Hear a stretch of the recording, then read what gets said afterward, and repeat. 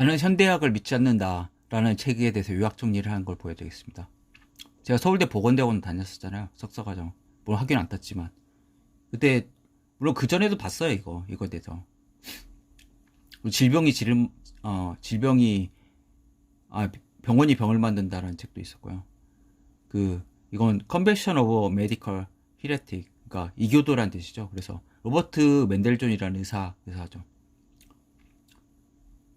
그러니까 여성 호르몬제인 디에스틸베스트롤은 자궁 경부암과 생식기 이상을 일으키고 미수가 산소요법으로 실명 등 미수가 망막증이 발생했다. 편도선, 흉선, 림프절의 방사선 치료는 갑상선종을 일으킬 수 있다. 현대의학의 치료는 효과가 없거나 오히려 위험해지는 경우가 있다. 병원이나 공장에서 환자를 병을 고치러 온 사람으로 간주하지 않고 의료 공장의 경영 상태를 개선하기 위한 재료로 간주할 뿐이다. 지금 포드 자동차에서 보면은 3분 진료가 컨베이어 벨트에서 그냥 막 나사 조이고 이렇게 빨리 이렇게 답으로 넘기고 이런 느낌 들잖아요. 대학병원을 가보면. 물론 그건 저수가 탓이 있죠. 저수가이기 때문에 의사들은 오래 상담을 해주면은 병원 적자하기 때문에 그렇게 막 어떻게 보면 그 컨베이어 벨트 기능공처럼 빨리 그걸 3분 진료만 해가지고 빨리 보내고 이렇게 순환시키는 그런 구조로 많이 굳어갔잖아요. 건강검진은 일종의 의식이다. 병에 대한 자각 증상이 없다면 굳이 건강검진을 받을 필요가 없다. 청진기의 정체. 청진기는 의사가 성직자 흉내를 내기에 좋은 소도구이며 청진기에 감염되는 경우도 있다. 예전에 의사들이 어떤 옷을 입었는지 아십니까? 검은 옷을 입었어요. 성직자처럼 보이게 하려고. 지금 흰 가운을 입잖아요. 깨끗해 보이는 것처럼 하려고. 난 마네킹도 살리는 기술. 심전도는 전기장치를 이용한 고가의 장난감에 지나지 않는다. 같은 검사도 다른 판단이 나오고 동일한 검사 결과를 해도 오차가 확대되었다. 엑스레이에 대한 의식. 소아 백갈병은 태아 때의 치료 피폭 즉 엑스레이와 깊은 관련이 있다. 점의식과 신의 계시. 검사를 반복한 것만으로 환자 200명의 약 99%에 해당하는 197명에게서 이상이 완치되었다는 검사 결과가 나왔다는 연구 보고도 있다. 숫자에 집착하는 의사들. 소아과 의사들은 아기의 체중에 대해서 과장된 태도를 보인다. 장미지는 갓난아기에 나타나는 병으로 40도 고열이 나는데 걱정할 것이 없다. 환자는 실험 대상인가? 4살까지 배변 훈련을 받지 않은 남자아이들에게 방광경 검사까지 겸한 비뇨기 관련 검사를 시행하고 있다. 병을 만들어낸 사람들. 환자는 의사가 마음대로 정한 기준에 쉽사리 자신의 몸을 맡기고 있는 것이다. 건강에 대해 가장 무지한 게 의사이다. 그러니까 의사는 질병을 치료할 수 있어도 어떻게 하면 건강해지는가에 대해서 진료실에서 얘기를 들어본 적 있습니까? 한 번도 거의 없죠. 물어봐도 사실 모르죠.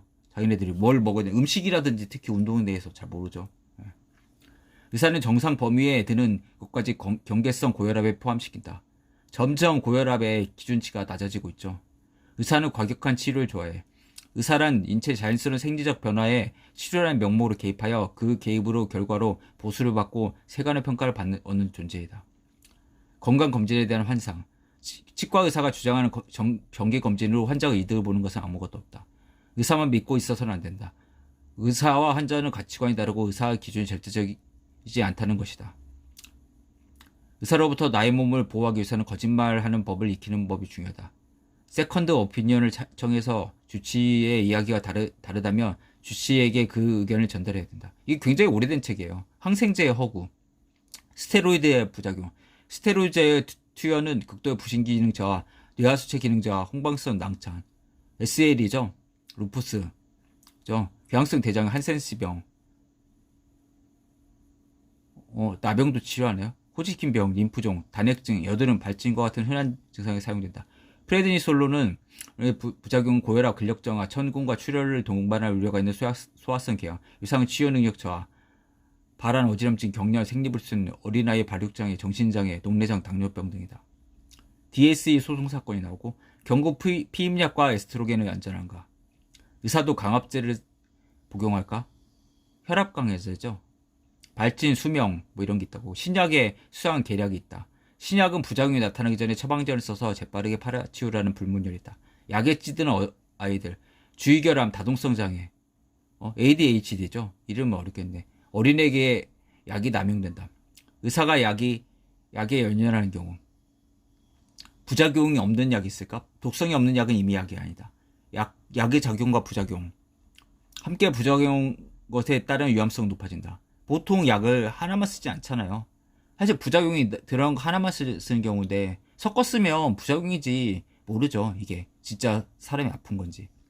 약과 사이좋게 지내기 전에 약의 효능을 믿고 부작용을 감수하면까지 복용할 필요가 있는지 판단하는 것은 자기 자신이다. 약의 피해로부터 아이들을 지키려면.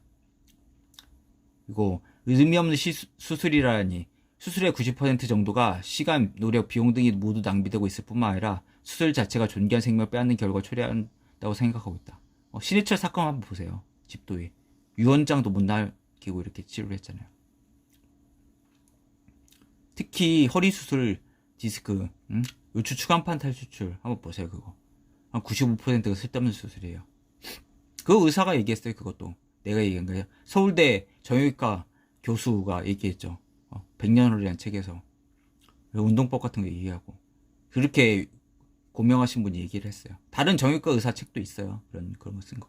그래서 뭐 이런 내용 있어요. 그래서 한번 다시 읽어보고. 근데 이 책이 진짜 예전에 오래된 책인데 하나도 변한 게 없는 거죠. 어떻게 보면. 왜 그러면 현대학은 미국 같아서 견제할 세력이 없는 거죠.